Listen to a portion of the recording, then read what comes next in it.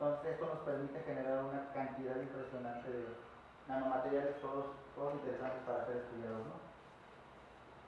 Y aquí podemos ver algunas imágenes.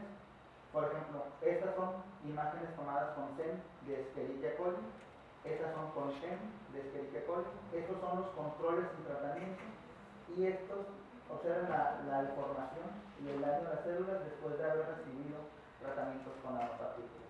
Estos son de bacterias, estos son de nanopartículas, y vemos precisamente cómo se observa un daño masivo, daño total en la membrana, en la pared, ¿no? Y posiblemente en la membrana, ¿no? Por cómo se ve toda fragmentada la célula, ¿no? Y aquí lo vemos igual, no se ve un crecimiento adecuado, no se ve normal en las células, tienen formas aberrantes, tienen un crecimiento no adecuado, ¿no? Entonces, precisamente, y eso también con nanopartículas de plata, ¿no?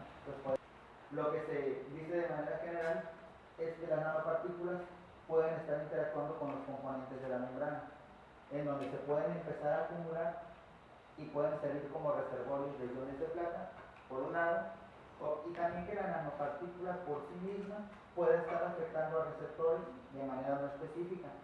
Los receptores son los que permiten reconocer diferentes sustancias para que las células puedan estar trabajando, ¿no? Y que las nanopartículas puedan estar interfiriendo con esto. Algunas de las cosas que nosotros hemos observado a nivel experimental es, por ejemplo, tenemos bueno, aquí están al revés, perdón, las izquierdas, ¿no? Estas son células control, células sin tratamiento, las podemos ver. Es una barra que representa 5 micrómetros. Se ven las células normales, se ve el cultivo limpio, se ven bien, ¿no? Y células tratadas con nanopartículas quedan completamente rodeadas. Y en muchos de los campos de visión se observaban las células como si las hubieran aplastado, se ven completamente aberrantes, se ven deformadas. En la parte patógena de Candida albicans, esta es la fase levaduriforme, la fase de levadura. En la fase de IFA, que es la parte que nos infecta, Candida albicans cambia de forma para podernos atacar. Podemos ver que aquí tenemos una microscopía confocal, tenemos una tinción especial que se llama DAC, que le da fluorescencia a la célula, nos permite ver el material genético, particularmente los núcleos. Tenemos una excitación con luz verde para poder ver a las nanopartículas. Las nanopartículas de un rango de 3 a 30 nanómetros emiten en luz verde, y aquí tenemos el compuesto de todas las imágenes, en donde vemos que efectivamente las nanopartículas se pegan a la célula. Y bueno, cuando estábamos haciendo las observaciones la luz si estaban entrando a la célula o se encontraban en la parte de afuera, para tratar de determinar mejor su mecanismo. Por microscopía electrónica, lo que vimos es que efectivamente hay afuera y hay nanopartículas adentro. Que también es importante destacar que, bueno, algunos de ustedes ya habían visto esas imágenes, pero también es importante destacar que hasta el momento el trabajo que se ha hecho de microscopía, integrando microscopía óptica y electrónica, este ha sido el trabajo integrativo más completo hasta el momento, porque estamos observando tanto por microscopía de fluorescencia, microscopía óptica, microscopía electrónica, y se hicieron algunos perfiles químicos con EDS y demás, ¿no? Para determinar que efectivamente tuviéramos plata, y aparte se hizo cristalografía pre y post tratamiento para determinar que efectivamente teníamos nanopartículas, ¿no?, en el interior de las células. Y podemos resaltar en dónde están.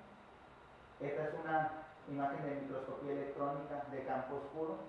Es una variante de la microscopía electrónica que nos permite aumentar el contraste y generar otros tipos de técnicas de análisis, y vemos que efectivamente las tenemos distribuidas de manera no específica en el interior de la célula.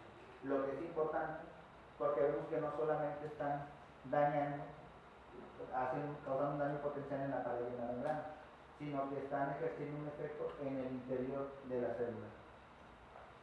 Ahora, también, regresando a esta imagen, este efecto no específico es muy importante, porque igual, varios de ustedes ya han escuchado el trabajo que hemos estado haciendo con Candida albicans en particular, con algunas otras especies de Candida, pero dentro del grupo de trabajo que estamos usando las nanopartículas de plata, se ha trabajado con virus, se ha trabajado con bacterias, se ha trabajado con hongos y se están haciendo con células humanas. Lo que se ha visto es que tanto virus como bacterias como hongos se inhiben en su totalidad a concentraciones relativamente bajas de nanopartículas. Y los efectos citotóxicos en células humanas, los que se han observado hasta el momento, son relativamente bajos. Y también hay otros estudios que se han hecho con nanopartículas de dióxido de titanio, que por ejemplo hacen en el interior. Puedo citar los trabajos de la doctora Ceci López, por ejemplo, en donde han tenido también resultados muy interesantes aplicando otro tipo de nanopartículas. Trabajos que se han hecho a nivel internacional utilizando diferentes nanopartículas, particularmente de plata, dióxido de zinc y dióxido de titanio. Entonces, este tipo de nanomateriales ha mostrado efectos inhibitorios. Lo importante de aquí es que lo que se debe estudiar ahora es cuáles, y con unas solas nanopartículas, estudiar el efecto en diferentes microorganismos, pero que sea el mismo tipo, con el mismo tipo de síntesis, y ver de esas mismas nanopartículas el efecto en células humanas.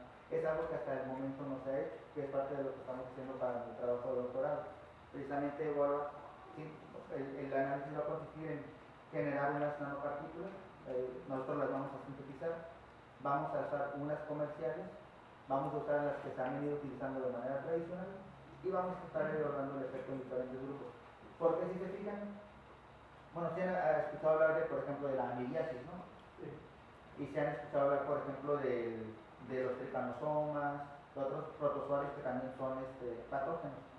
Hasta el momento solamente hay un trabajo con protozoarios, con nanopartículas de plata.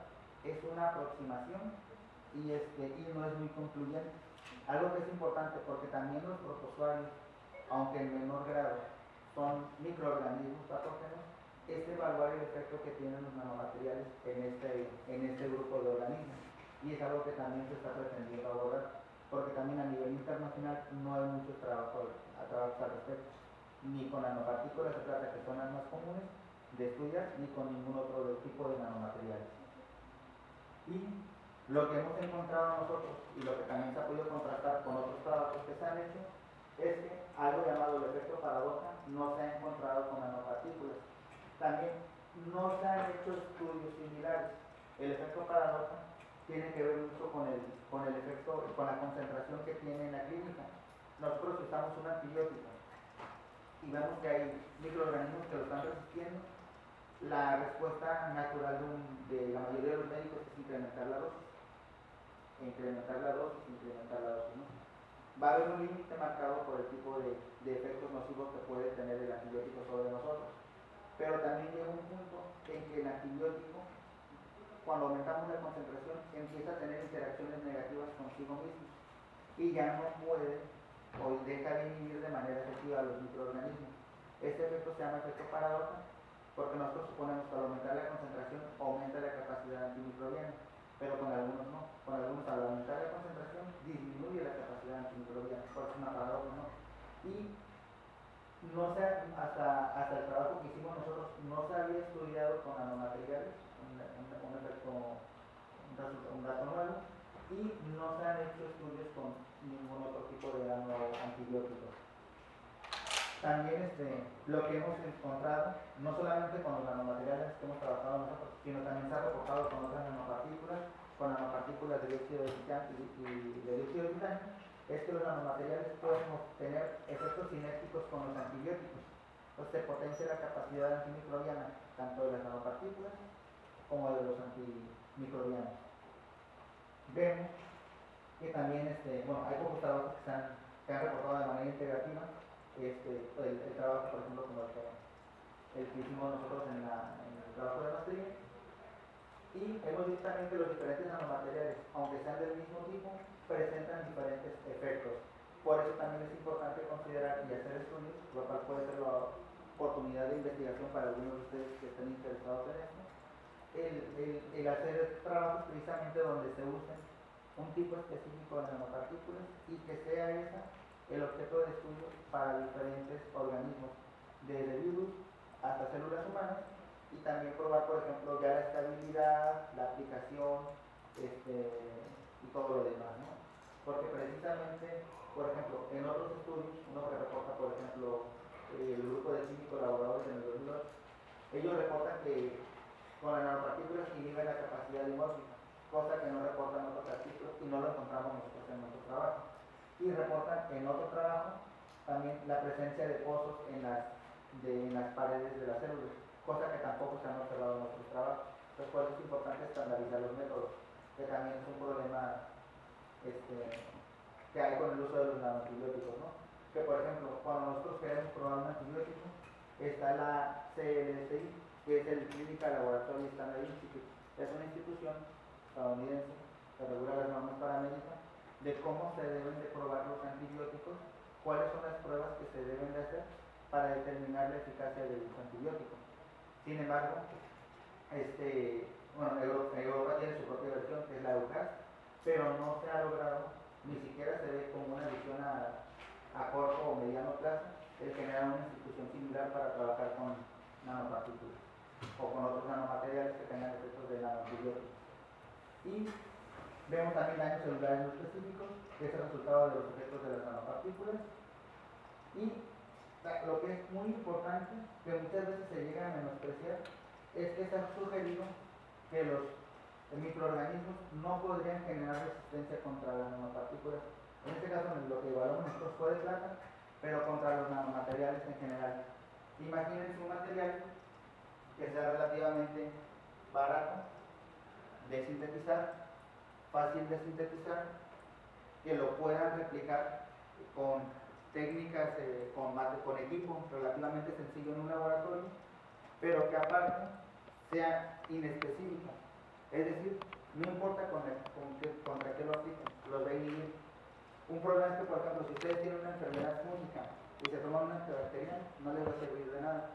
Tienen una enfermedad viral y se toman un antibiótico, no les va a servir de nada. Ustedes tienen, el médico determina que ustedes tienen cándida y dice, es el cándida albicans porque es la más común, les da fluconazol. El fluconazol no les va a servir de nada porque si es cándida glabrata la que los está infectando y él pensó que era cándida albicans, cándida glabrata es naturalmente resistente al fluconazol, no les va a ayudar.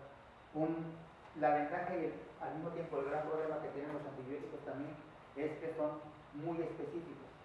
Es lo que no vemos nosotros con los nanomateriales, que pudiéramos aprovechar precisamente esa falta de especificidad y combatir con esos mismos nanomateriales, con esos mismos nanoantibióticos, virus, bacterias y otros microorganismos que estén causando enfermedades. Y que además tengan como un plus de que posiblemente los microorganismos no puedan generar resistencia. Pero pues todavía faltan muchos estudios para esto, ¿no? Los mecanismos de acción en general son desconocidos. Por ahí pues, las propuestas son el mecanismo central de liberación de iones de plata y que también se puede hacer una biosíntesis, que los mismos microorganismos puedan estar, una vez que se ingresan los iones de plata en el interior de la célula, se forman nuevas partículas y que ahí los estén inhibiendo. Y ya, bueno, ya casi para finalizar, podemos decir entonces que aprovechando las propiedades de los nanomateriales, la diversidad de las propiedades químicas y físicas muy diferentes a las de los antibióticos, nos presentan ventajas para combatir precisamente a las enfermedades infecciosas. También lo que se ha visto, aunque no se conocen las rutas, se ha visto que pueden utilizar múltiples rutas biológicas, atacando por diferentes frentes a las células y por lo tanto teniendo un efecto de inhibición efectivo. También resaltando otra vez que se estima, ya viendo desde el sentido de vista biológico, que debería haber muchos cambios en la célula, muchos cambios específicos y de manera relativamente rápida, lo que podría ser muy complejo, para que se pudiera generar resistencia, por lo que se considera que esto puede ser poco probable. Y finalmente, podemos decir que entre las ventajas distintivas de los nanomateriales, sobre todo en comparación de los antibióticos, tienen costos reducidos, una toxicidad relativamente regulable y que pueden sobrepasar la resistencia a los antibióticos, que también se evaluó eso, ¿no? La capacidad que tenían los nanomateriales de sobrepasar la resistencia natural de los microorganismos contra antibióticos, ¿no? Entonces, por mi parte es todo. Nada más ya para cerrar, comentar que esta es un área relativamente nueva, es un área muy interesante que ofrece una gran oportunidad para hacer muchos estudios y que, por ejemplo, ustedes que están estudiando la licenciatura o que están y que están empezando posiblemente en un área de especialidad o en hacer algún posgrado, este tipo de trabajos que tienen un impacto directo a la salud todo un área muy interesante en la cual pudieran ustedes experimentar.